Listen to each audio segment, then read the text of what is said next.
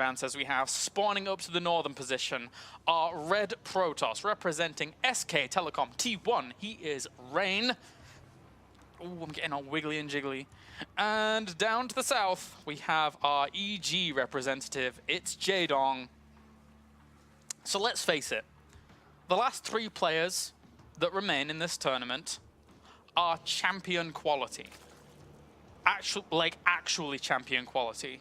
Jaedong won his first championship at Asus ROG NorthCon, but then before that was contending for championship upon championship.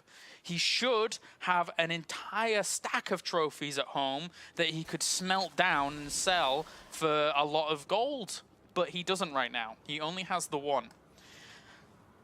Then we have Rain, a WCS champion. Wait, did he speak? He lost to Maru and then just... Anyway, he's a champion, basically. Guys, he's a champion, all right? He is a champion. And then finally, the winner of this moves on to play against SOS, 2013's world champion. Awesome! Okay, so, regardless of who goes to Cologne, we're going to have a champion. Yay!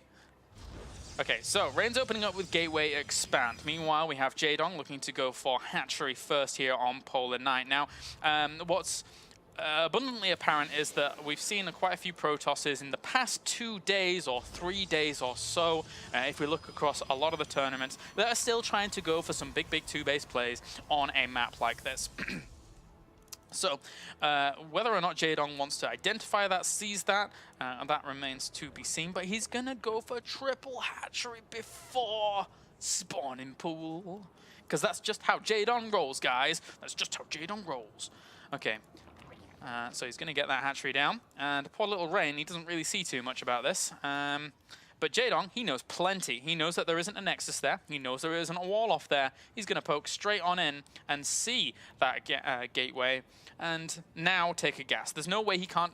oh, okay, so he's done it. There's no way he can't really deal with a gateway expand unless you've got gas, unless you've got speed on the way to eventually deal with what your opponent's going to throw at you. Because Rain is heading straight across the map with that initial Zealot. Oh, well, actually, he's chilling out for now. Okay, but still, he has the option to get aggressive if he would like to. Speed is not going to be done for quite a long time, despite it already. The motion's been set already to go towards that for Jaedong. And the Mothership Core, as well as Stalker, if that wants to come out anytime soon to play, once he has the right gas build up here, makes this poke count a very dangerous one, a scary one. One that Rain has executed hundreds upon hundreds of times and can make it work. Of course, Jaedong moving his overlords to the right locations to eventually scout in later on, and he does know about the Nexus positioning for now. Positioning, lol. He does know about the Nexus being built for now. So, behind this, Triple Queen production, he's going to have a huge influx of income very soon if he's able to find the right drones and send them to the appropriate bases. But aside from that, Rain just goes for his Stargate. He's going to try and play this out a little bit more normally. Of course, there is the option here for him to go for some 3 gateways worth of aggression, and actually this probe is being a bit sneaky. He did look as if he was going home through the middle of the map, but he's looking to place a pylon down over in this location or up here to maybe then eventually try and put on some hurt against an opponent that was arguably pretty greedy.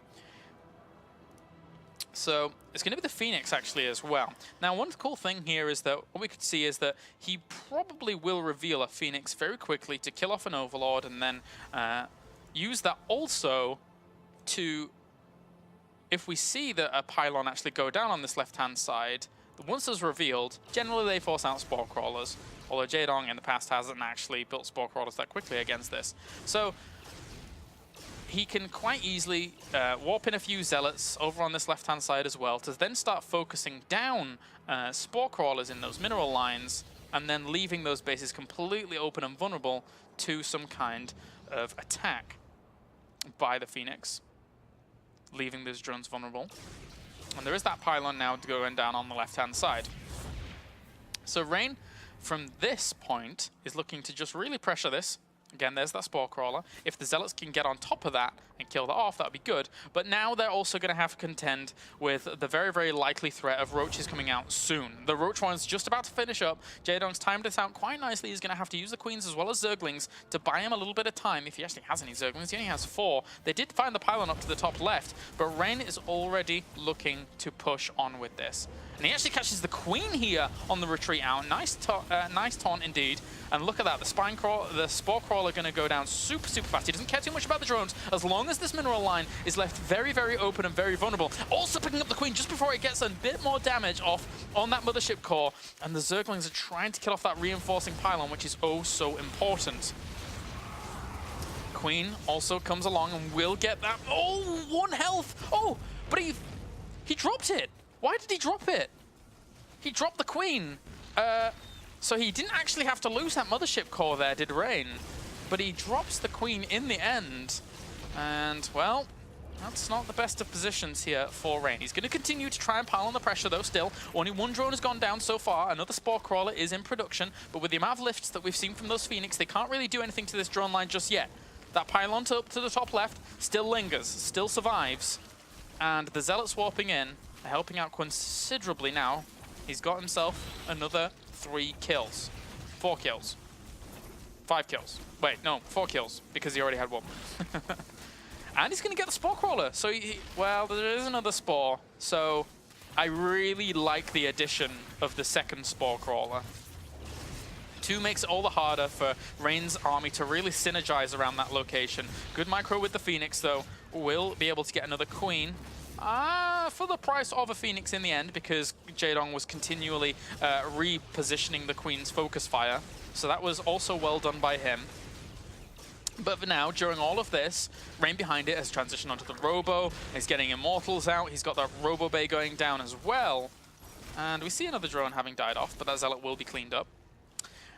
And then with that, we now have the transition onto Hydralisk. So it's going to be Roach Hydra as the big committal here for Jaedong, whilst we have Rain establishing his 3rd base. Now, this is the point of contention earlier on for Zerg. It is always their 3rd base. But as we flow into the mid-game, the big point of battle will be Protoss 3rd base, especially on this map, more so than any.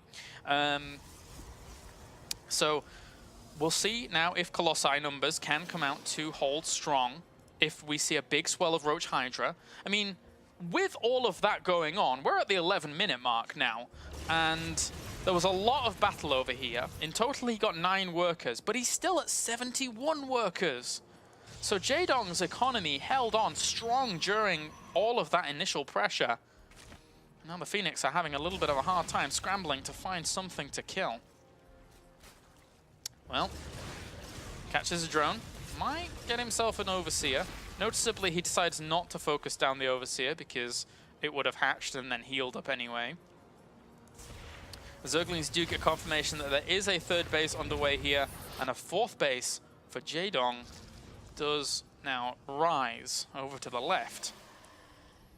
The Colossi being out means that these Roach Hydra numbers are going to have a little bit of a more difficult time and a bit of a difficult task as to putting on some pressure at this 3rd base. So now Jaedong, with these supply counts being as they are, with Rain transitioning to this 3rd base very, very cleanly, Jaedong's going to have to find an ulterior route, I believe, in this game.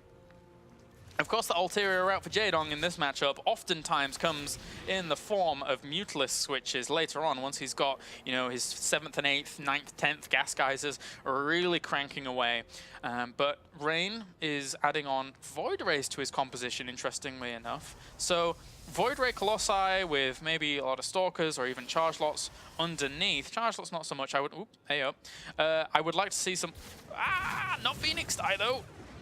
I would like to see the Blink there being researched, and indeed it is, just to add on a lot of Stalkers to that comp. Classic made it look absolutely deadly in the previous games during the day, and against Jaedong as well. It worked wonders. But now +1 weapons for air has started. The Corruptors are coming out to complement the Roach Hydra mix, and we even have another Queen in production, which may just be up here. Yeah, okay, it is. So, just trying to get this going as quickly as possible. Now, I